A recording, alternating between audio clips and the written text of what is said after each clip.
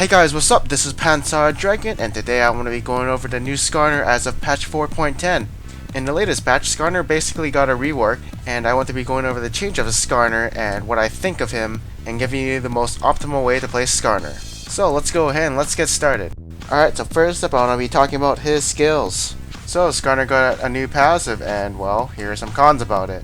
It doesn't really do that much damage, and it's only good in prolonged fights where you can actually trigger it. The amount of time to actually trigger it in, let's say, a gank, averages out to about 3 seconds because you hit your E and then you gotta use your Q twice. And once you do trigger it, it's not actually that rewarding, since it's only about 0.5 seconds early, and that's not really a lot. The stun only becomes noticeable once you hit level 13, and it becomes a 1 second stun.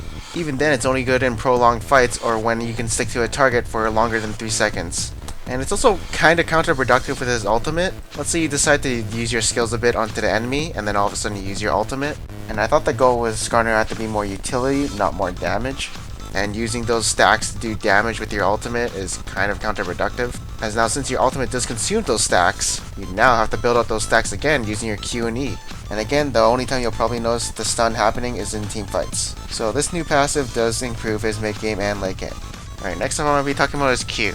Alright, so it's kinda cool how they retained the old passive and moved it to his Q only. That's the only reason I consider still taking attack speed, quints, and reds on him. And anything they added to Skarner's Q now grants movement speed for how much empowered Qs you do, up to a maximum stack of 3. And now he has a movement speed of Shyvana, or a bit faster, with his Q and W combined. So moving through camps can be really swift. And although they did nerf the damage of his Q a bit, they only nerfed the AD and AP ratio hard, and then they just toned down the Q damage just a little bit. So his clear times are still fine, he does AoE damage, and he also gets bonus attack speed from his Q, so it does kind of synergize with itself a bit. And now let's talk about his W. As you know, they did tone down the cooldown reduction to make up for that passive lost, and as you know already, all it does is give you movement speed to get around the map faster, and gives you a high hit point shield.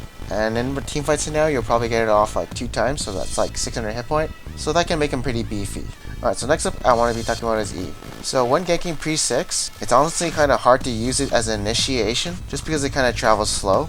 And unless you're already behind the enemy, the only thing you have to catch up and get in range of your slow is your W, which does grant some movement speed, but early levels is only about 16%.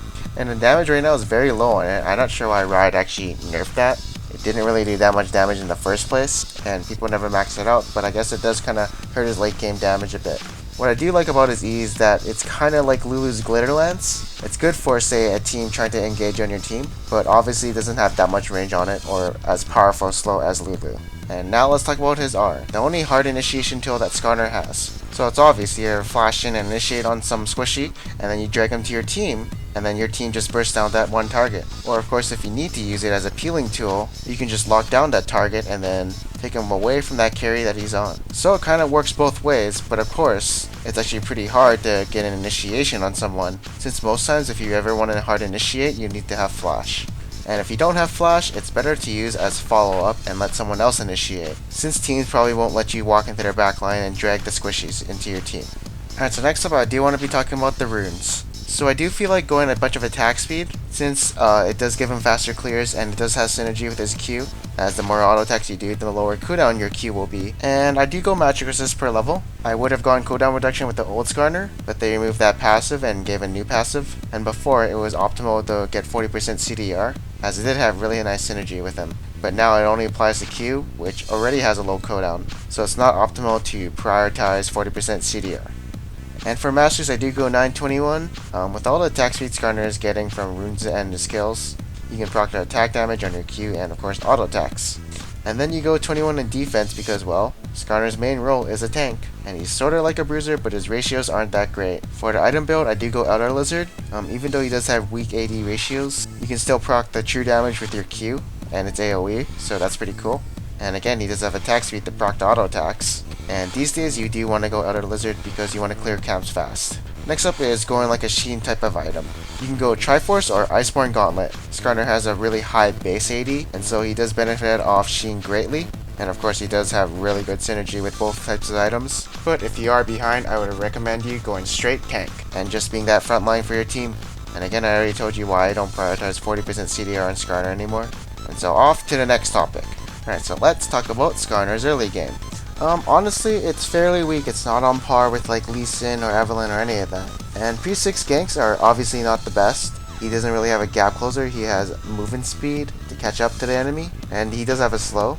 But remember, his main goal is to get in melee range of the enemy so he can just keep doing damage and sticking to him. So the lanes I can only go to are the ones with CC, so that there is an opening window for me to get into melee range with the enemy.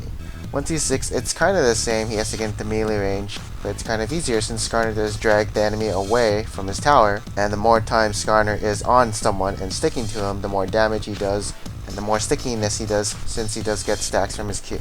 Other than his ganks, his clears are pretty decent because he does have AoE, and so usually early game, the only time I'll gank is if I have my ultimate, or if somehow I can get into melee range with the enemy, and then I have my slow and maybe red buff too. Overall, he does have a weak early game. Next on, we move to mid game where he actually becomes pretty noticeable.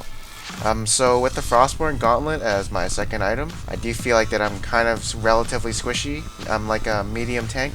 But that's also probably because the enemy has a lot of damage. But in this case, I don't really have that much base hit point. I only have a shield that does give me 300 health. So the way I see it is I can only tank for like a fair bit. And then once I've taken a lot of damage, I gotta get the hell out of there or else I die. And most of the times you want to try and suppress like a high priority target. Someone who does a lot of damage and just lock them down so they can't do any more damage. And usually I do save my ult for high priority targets unless I'm going for a pick.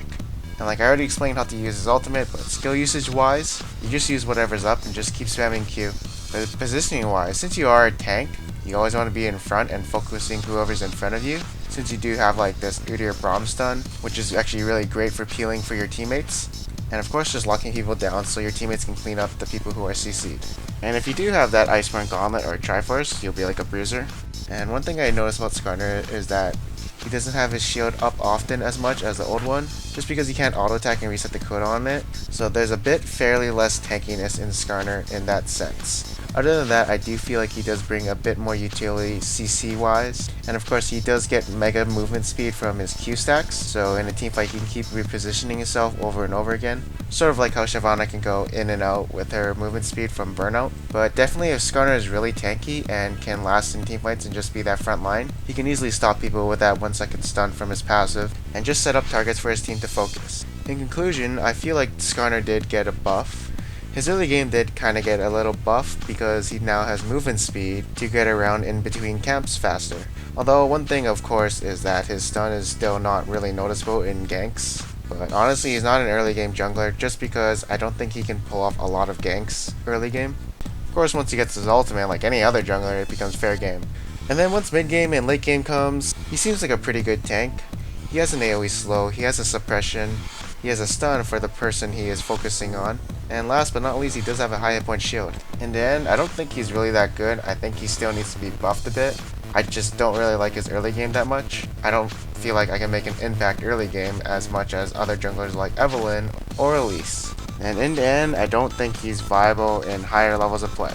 Hey, thank you for watching my video. I hope you guys enjoyed it. Please leave your comments on what you think about the new Skarner. And on the next analysis, I'll probably do Nidalee, and honestly it's probably going to take a lot of time because she just seems like to have like a variety of builds and playstyles. Oh, and also if you noticed in some of the clips that I had Madstone and Skarner, in theory it could work. I mean if you compare Shyvana to Skarner, they both have movement speed, they both have AoE, it could honestly work, but of course I never tried that in a ranked game yet. So again, thank you for watching and I'll see you guys next time.